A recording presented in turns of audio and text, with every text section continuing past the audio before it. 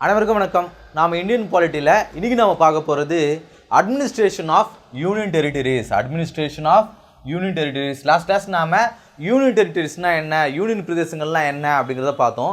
இந்த கிளாஸில் யூனியன் பிரதேசனுடைய நிர்வாகம் என்ன அப்படிங்கிறத நம்ம பார்க்குறோம். ஸோ அட்மினிஸ்ட்ரேஷன் ஆஃப் யூனியன் டெரிட்டரிஸை பற்றி இந்தியன் கான்ஸ்டியூஷனில் பார்ட் 8 வந்து சொல்லுது. ஆர்டிகல் 239 241 வரைக்கும் யூனியன் பிரதேசங்களை பற்றி சொல்லுது, அதோடைய நிர்வாகங்களை பற்றி சொல்லுது அப்படின்னு அங்கே சொல்கிறாங்க. இந்த பிரதேசங்களை, யூனியன் பிரதேசங்களை யார் வந்து நிர்வாகம் செய்வாங்க அப்படின்னு பார்க்கும்பொழுது சிஎம்மாக இருக்கலாம், அட்மினிஸ்ட்ரேட்டராக இருக்கலாம், இல்லை லெஃப்டினன்ட் கவர்னராக கூட இருக்கலாம் அப்படின்னு சொல்கிறாங்க. சிஎம்மாக இருக்கலாம், சீஃப் மினிஸ்டர், மக்களால் தேர்ந்தெடுக்கக்கூடிய ஒரு நபராக இருக்கலாம், இல்லை அட்மினிஸ்ட்ரேட்டராக இருக்கலாம், இல்லை லெஃப்டினன்ட் கவர்னராக இருக்கலாம் அப்படின்னு சொல்கிறாங்க. ஆனால் பாருங்கள், இந்த 3 பேரையுமே யார் வந்து நிர்ணயிப்பாங்க, அப்பாயின்மெண்ட் பண்ணுவாங்க அப்படின்னு பார்த்தீங்கன்னா பிரசிடென்ட் தான் பண்ணுவார். பொதுவாக ஒரு சீஃப் மினிஸ்டரை ஸ்டேட்டில் வந்து யார் வந்து அப்பாயின்ட் பண்ணுவாங்க, பதவி பிரமாணம் செஞ்சு வைப்பாங்க, கவர்னர் தான். ஆனால் பாருங்கள், இந்த இடத்துல சிஎம், யூனியன் பிரதேசங்களை பொறுத்த வரைக்கும் சிஎம்மாக இருந்தாலும் அவரை பிரசிடென்ட் தான் வந்து அப்பாயின்ட் பண்ணுவார், இந்த பதவி பிரமாணம் வந்து செஞ்சு வைப்பார் அப்படின்னு நீங்கள் சொல்கிறாங்க. ஸோ சிஎம்மாக இருந்தாலும் பிரசிடென்ட் தான் வந்து அப்பாயின்ட் பண்ணுவார். அட்மினிஸ்ட்ரேட்டர், ஒரு நிர்வாகியாக இருந்தாலும், ஒரு ஐஏஎஸ் ஆஃபீஸராக இருந்தாலும் அவரையும் வந்து பிரசிடென்ட் தான் வந்து அப்பாயின்ட் பண்ணுவார். லெஃப்டினன்ட் கவர்னராக இருந்தாலும் அவரை தான் வந்து பிரசிடென்ட் வந்து அப்பாயின்ட் பண்ணுவார். என்ன ஒரே வித்தியாசம், இவங்க 2 பேருக்கு, இவங்களாம் வந்து டைரெக்டாக வந்து நாமினேட் ஆகுறங்க, இவர் வந்து மக்களால் தேர்ந்தெடுக்கப்படுறவர். ஈவந்தோ ஒரு யூனியன் பிரதேசங்களில் சிஎம் இருந்தாலும் இவங்க 2 பேருமே அந்த இடத்துல இருப்பாங்க அப்படின்னு சொல்கிறாங்க. அடுத்தா பிரசிடென்ட் தான் வந்து இவங்க 2 பேரும் வந்து அப்பாயின்ட் பண்ணுவாங்க அப்படின்னு பார்க்குறோம். ஆனால் இவங்க 2 பேருமே ஒரு ஏஜென்ட் மாதிரி செயல்படுவாங்களாங்க. யாருக்கு? பிரசிடென்ட்டுக்கு. ஒரு ஏஜென்ட் மாதிரி. ஒரு ஏஜென்ட் ஒரு இடத்துல போனால் என்ன பண்ணுவார், இவர் சொல்கிற வேலையெல்லாம் செய்வார் இல்லையா? ஸோ அது மாதிரி ஒரு ஏஜென்ட் மாதிரி வந்து செயல்படுவாங்க பிரசிடென்ட்டுக்கு இவங்க 2 பேரும். ஆனால் ஸ்டேட் கவர்னர் மாதிரி கிடையாது, ஒரு ஸ்டேட்டில் இருக்கிற கவர்னர் மாதிரிலாம் இவங்க கிடையாது, இவங்க ஒரு ஏஜென்ட் மாதிரி செயல்படுவாங்க அப்படின்னு சொல்கிறாங்க. மேலே பார்த்தோம், நாம அட்மினிஸ்ட்ரேட்டரும் இருப்பார், லெஃப்டினன்ட் கவர்னரும் இருப்பார் அப்படிங்கிறத பார்த்தோம். இவங்க 2 பேரும் எங்கே இருப்பாங்க அப்படின்னு பார்க்கும்போது, அட்மினிஸ்ட்ரேட்டர் எந்தெந்த பகுதியில் இருப்பாங்க அப்படின்னு பார்க்கும்போது சண்டிகார்லேயும், லட்சத்தீவுலேயும், தாத்ரா நகர், டாமன் டைவ் இந்த பகுதிகளில் அட்மினிஸ்ட்ரேட்டர் வந்து அப்பாயிண்ட் பண்ணுவாங்களாம். டெல்லி, புதுச்சேரி, அந்தமான் நிக்கோபார், ஜம்மு அண்ட் காஷ்மீர் இந்த பகுதிகளில் லெஃப்டினன்ட் கவர்னர் வந்து அப்பாயிண்ட் பண்ணுவாங்களாம். நம்ம முன்னாடியே பார்த்தோம், அட்மினிஸ்ட்ரேட்டராகவும் இருக்கலாம், லெஃப்டினன்ட் கவர்னராகவும் இருக்கலாம் அப்படிங்கிறத பார்த்தோம். இந்த 2 பேரில் யாராவது ஒருத்தரை இந்த பகுதிகளில் வந்து அப்பாயிண்ட் பண்ணுவாங்களாம். யாரை அப்படின்னு பார்க்கும்போது அட்மினிஸ்ட்ரேட்டரை வந்து எங்கே அப்பாயிண்ட் பண்ணுவாங்களாம், இந்த யூனியன் பிரதேசங்களில் தான். சண்டிகாரில், லட்சத்தீவில், தாத்ரா நகர் இந்த 3 பிரதேசங்களில் அட்மினிஸ்ட்ரேட்டர் வந்து அப்பாயிண்ட் பண்ணுவாங்களாம். லெஃப்டினன்ட் கவர்னரை டெல்லி, புதுச்சேரி, அந்தமான் நிக்கோபார், ஜம்மு அண்ட் காஷ்மீரில் லெஃப்டினன்ட் கவர்னர் வந்து அப்பாயிண்ட் பண்ணுறாங்க அப்படின்னு சொல்கிறாங்க. இப்போ நாம் அது என்னென்ன, யார் யார் நிர்வாகிகள் அப்படிங்கிறத பார்த்துட்டோம். அடுத்ததாக லெஜிஸ்லேட்டர். இப்போ நம்ம வந்து யூனியன் பிரதேசங்களில் யார் வந்து நிர்வாகம் செய்வாங்க, சிஎம்மாக இருந்தால் எப்படி நிர்வாகம் செய்வார், லெஃப்டினன்ட் கவர்னராக இருந்தால் எப்படி வந்து அவங்கள வந்து அப்பாயிண்ட் பண்ணுவாங்க, ஒவ்வொரு பிரதேசத்துக்கு வந்து எப்படி வந்து அவங்கள பிரித்து வந்து அப்பாயிண்ட் பண்ணுவாங்க அப்படிங்கிறத பார்த்தோம். இப்போது இந்த பகுதிகளில் நம்ம முன்னாடியே ஒரு லாஸ்ட் கிளாஸில் பார்த்துருப்போம், டெல்லிக்கும், புதுச்சேரிக்கும், ஜம்மு அண்ட் காஷ்மீருக்கும் ஒரு தனி வந்து லெஜிஸ்லேட்டர் இருக்கும் அப்படின்னு சொல்லி பார்த்துருப்போம். 8 யூனியன் பிரதேசங்களில் 3க்கு மட்டும்தான் வந்து சட்டசபை இருக்கும். ஸ்டேட்டில் இருக்கிற மாதிரி, மாநிலத்தில் இருக்கிற மாதிரி இந்த 3 டெரிட்டரிஸுக்கு மட்டும்தான் வந்து சட்டசபை இருக்கும்னு சொல்கிறாங்க. புதுச்சேரிக்கு, டெல்லிக்கு, ஜம்மு அண்ட் காஷ்மீர் இந்த பகுதிகளில் இந்த அசம்பிளியில் எத்தனை மெம்பர்ஸ் இருப்பாங்க அப்படின்னு பார்க்கும்பொழுது 30 மெம்பர்ஸ் ஆங்க. புதுச்சேரியில் 30 மெம்பர்ஸ் இருப்பாங்க.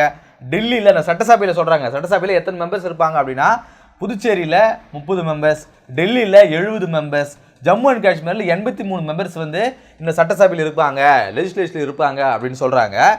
பார்லிமெண்ட் மேக் லாஸ் இன் 3 லிஸ்ட் அப்படின்னு சொல்கிறாங்க. நம்ம இந்த சென்ட்ரல் ஸ்டேட் ரிலேஷன்ஷிப்பை பற்றி நம்ம கிளாஸ் இருக்குது, அந்த கிளாஸ் நம்ம இன்னும் பார்க்கல. ஆனால் லிஸ்ட்டு பற்றி நமக்கு தெரியும். சென்ட்ரலுக்கு ஒரு லிஸ்ட்டு இருக்கும், ஸ்டேட்டுக்கு ஒரு லிஸ்ட்டு இருக்கும், கன்கரண்ட் லிஸ்ட்டுன்னு ஒரு லிஸ்ட்டு இருக்கும். இப்போ சென்ட்ரலுக்கு ஒரு லிஸ்ட்டுனா என்ன, மத்திய பட்டியல், மாநில பட்டியல், பொதுப்பட்டியல்னு இருக்கும். மத்திய பட்டியல் அப்படின்னா யூனியன் கவர்மெண்ட் மட்டும்தான் அதில் வந்து எந்த முடிவுகள் எடுத்தாலும் எடுக்கும். ஸ்டேட்டுனா ஸ்டேட்டில் இருக்கிற அந்த லிஸ்ட்டில் மட்டும்தான் வந்து அந்த முடிவுகள் எடுக்கும். கன்கரண்ட், பொதுப்பட்டியல்னா 2மே வந்து அதில் முடிவுகள் எடுக்குன்னு சொல்கிறாங்க இல்லையா? ஆனால் பாருங்கள், இது வந்து ஸ்டேட்டில் மட்டும்தான். இந்த யூனியன் டெரிட்டரிஸில் பாராளுமன்றம் நினச்சா 3த்துலேயுமே வந்து அவங்களால லா வந்து கிரியேட் பண்ண முடியும், அவங்களுக்கு எந்த ரெஸ்ட்ரிக்ஷன்ஸுமே கிடையாதுன்னு சொல்கிறாங்க. அதாவது யூனியன் டெரிட்டரியை பொறுத்த வரைக்கும் பார்லிமெண்ட்டால் 3 லிஸ்ட்லையுமே அவங்களால வந்து லாஸ் வந்து மேக் பண்ண முடியும். இது வந்து ஸ்டேட் லிஸ்ட் தானே, நம்மளால் வந்து அதில் வந்து சம்மந்தப்படுத்த முடியாது அப்படிங்கிறதுலாம் கிடையாதான். ஈவன் தோ இந்த 3 பார்த்துருப்போம், இந்த 3 டெரிட்டரிஸ்லையுமே வந்து சட்டசபை இருக்குது இல்லையா, சட்டசபையே இருந்தாலும் பார்லிமெண்ட் நினச்சா அங்கே வந்து அவங்களுடைய அந்த லாஸை வந்து மேக் பண்ண முடியும். ஸ்டேட் லிஸ்ட்லேயும் அவங்களால லாஸை வந்து மேக் பண்ண முடியும் அப்படின்னு சொல்கிறாங்க. Even in legislature not affected, அங்கே சட்டசபையே இருந்தாலும் பார்லிமெண்ட்டுக்கு வந்து எந்த பாதிப்பும் கிடையாது அப்படின்னு சொல்கிறாங்க. இப்போ இந்த 3 டெரிட்டரிஸில் சட்டசபை இருக்குன்னு சொல்கிறோம். ஸோ அவங்க நினச்சா ஸ்டேட் லிஸ்ட்டில் அவங்களுடைய முடிவுகள் எடுக்கலாம் இல்லையா. ஆனால் அதுலேயுமே சில ரெஸ்ட்ரிக்ஷன்ஸ் இருக்குதுன்னு சொல்கிறாங்க. என்னென்ன, இப்போது டெல்லியாக இருந்தால் டெல்லிக்குன்னு ஒரு ஸ்டேட் லிஸ்ட் இருக்கும் இல்லையா, அந்த ஸ்டேட் லிஸ்ட்டில் சொல்லக்கூடிய விஷயங்களில் பப்ளிக் ஆர்டர், போலீஸ், லேண்ட், இந்த 3 விஷயங்களும் வந்து ஸ்டேட் லிஸ்ட்டு தான் இருக்குது. டெல்லியோடைய அந்த ஸ்டேட் லிஸ்ட்டு தான் இந்த 3 விஷயங்கள் இருக்குது. இருந்தாலும் டெல்லியால் இந்த 3 ஸ்டேட்டில் இருக்கிற விஷயங்களை முடிவுகள் எடுக்க முடியாது, லாஸை வந்து மேக் பண்ண முடியாதுன்னு சொல்கிறாங்க. என்ன சொல்கிறாங்க, ஸ்டேட் லிஸ்ட்டில் இருக்கக்கூடிய இந்த 3 விஷயங்களில் டெல்லியால் லாஸை வந்து மேக் பண்ண முடியாதுன்னு சொல்கிறாங்க. அதே போல் ஜம்மு அண்ட் காஷ்மீருக்கும் ஒரு தனி சட்டசபை இருக்குது. அவங்களாலையும் ஸ்டேட் லிஸ்ட்டில் இருக்கக்கூடிய விஷயங்களை லாஸை வந்து மேக் பண்ண முடியும். ஆனாலும் அவங்களால பப்ளிக் ஆர்டர்லையும் போலீஸ்லையும் வந்து முடிவுகள் எடுக்க முடியாது அப்படின்னு சொல்கிறாங்க. டெல்லியால் ஏன் வந்து இதெல்லாம் வந்து முடிவு எடுக்க முடியாது, ஏன்னா அது கேபிட்டல் ஆஃப் இந்தியா. ஸோ அது வந்து டேரக்டாக வந்து யூனியன் கவர்மெண்ட்டுடைய கட்டுப்பாடு தான் இருக்குது. ஸோ அவங்களால இந்த ஸ்டேட்டில் இருக்கிற விஷயங்களை வந்து முடிவுகள் எடுக்க முடியாது, லாஸ் வந்து மேக் பண்ண முடியாது. அதே போல் ஜம்மு அண்ட் காஷ்மீர்லேயும் பப்ளிக் ஆர்டர்லேயும் போலீஸ்லேயும் வந்து, ஏன்னா அந்த கிராஸ் பார்டர் வந்து விஷயங்கள் இருக்குது இல்லையா, டெரரிசம் இருக்குது இல்லையா, ஸோ அதன் காரணமாகவும் போலீஸ்லாம் வந்து யூனியன் கவர்மெண்ட்டுடைய கட்டுப்பாடு தான் இருக்குன்னு சொல்கிறாங்க. ஸோ அந்த ரீசன்ஸ்னாலே உங்களால் ஸ்டேட் லிஸ்ட் இருக்கக்கூடிய இந்த விஷயங்களை அவங்களால லாஸ் வந்து மேக் பண்ண முடியாது அப்படின்னு சொல்கிறாங்க. ஹைகோர்ட், அடுத்ததாக வந்து ஹைகோர்ட் யார் நிர்வாகம் செய்வாங்க அப்படிங்கிறத பார்த்தோம். அடுத்ததாக வந்து சட்டசபை, லெஜிஸ்லேச்சர், இதில் யாரெல்லாம் வந்து அங்கே வகிப்பாங்க, ஸ்டேட் லிஸ்ட்டில் வந்து யார் வந்து லாஸ் வந்து மேக் பண்ணுவாங்க அப்படிங்கிறத பார்த்தோம். அடுத்ததாக வந்து ஹைகோர்ட் பார்க்கும்பொழுது parliament can establish high court in union territory. ஒரு பார்லிமெண்ட் நினச்சா ஒரு யூனியன் கவர்மெண்ட்டில் ஒரு ஹைகோர்ட் வந்து கொண்டு வர முடியும் அப்படின்னு சொல்கிறாங்க. ஆனால் பாருங்கள், 8 யூனியன் பிரதேசங்களில் டெல்லிக்கு மட்டும்தான் தனியாக வந்து ஹைகோர்ட் இருக்குது. Delhi only have own high court, டெல்லிக்கு மட்டும்தான் தனியாக ஒரு ஹைகோர்ட் இருக்குதுன்னு சொல்கிறாங்க. எப்போது 1966 டெல்லிக்கு மட்டும்தான் ஒரு தனி ஹைகோர்ட் இருக்குதுன்னு சொல்கிறாங்க. மற்ற யூனியன் டெரிட்டரிஸ்லாம் வந்து யாரோட வந்து அட்டாச் ஆகிருக்கும், அவங்களாம் வந்து ஹைகோர்ட்டுக்கு எங்கே போகணும் அப்படின்னா ஒவ்வொரு மாநிலத்துடைய ஹைகோர்ட்டோட அவங்களுக்கு வந்து அந்த கான்ட்ராக்ட் வந்து இருக்கும். ஸோ அவங்களுடைய அந்த முறைகளை வந்து அந்த அலிகேஷன்ஸை அந்த வழக்குகளை அவங்க அந்த ஹைகோர்ட்டில் வந்து தீர்த்துக்கலாம். ஸோ அதன்படி பார்க்கும்போது தாத்ரா நகர் டாமன் டைவ் இந்த யூனியன் டெரிட்டரிஸுடைய அந்த வழக்குகள் வந்து பாம்பே ஹைகோர்ட்டில் வந்து கையாளப்படும்.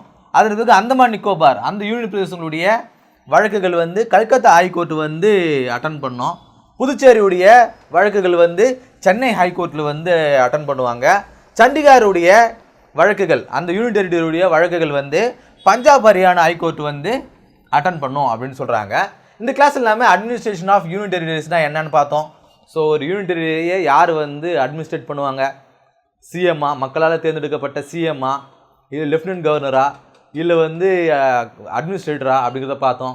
ஸோ ஒரு யூனியன் டெரிட்டரியில் சட்டசபை இருந்தால் அந்த சட்டசபையில் எந்த மாதிரியான முடிவுகள் எடுக்கும் அப்படின்னு பார்க்கும்பொழுது ஸ்டேட் லிஸ்ட்டில் யார் வந்து முடிவு எடுப்பாங்க, கன்கரன்ஸில் யார் வந்து முடிவு எடுப்பாங்க அப்படிங்கிறத பார்த்தோம். அடுத்த வந்து ஹைகோர்ட் வந்து யார் வந்து யூனியன் கவர்மெண்ட்டில் வந்து யூனியன் டெரிட்டரியில் வந்து எஸ்டாப்ளிஷ் பண்ணுவாங்க. ஸோ யூனியன் டெரிட்டரிலாம் வந்து எங்கே தங்களுடைய வழக்குகளை எந்த ஹைகோர்ட்டில் வந்து அப்ரோச் பண்ணுவாங்க அப்படிங்கிறத பார்த்தோம்.